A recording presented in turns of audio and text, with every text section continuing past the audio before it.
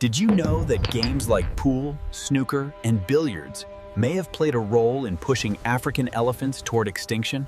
Cue sports began as outdoor lawn games in medieval Europe, before evolving indoors during the 15th century, changing how the game was played forever. But what does this have to do with elephants? For centuries, ivory was the standard material for billiard balls. But why ivory? Well, the reason wasn't luxury alone, it was physics. Collisions are classified as elastic, inelastic, or perfectly inelastic, depending on how much energy is conserved.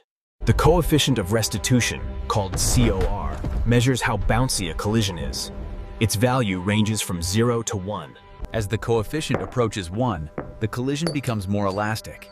In simple terms, higher COR means greater bounce.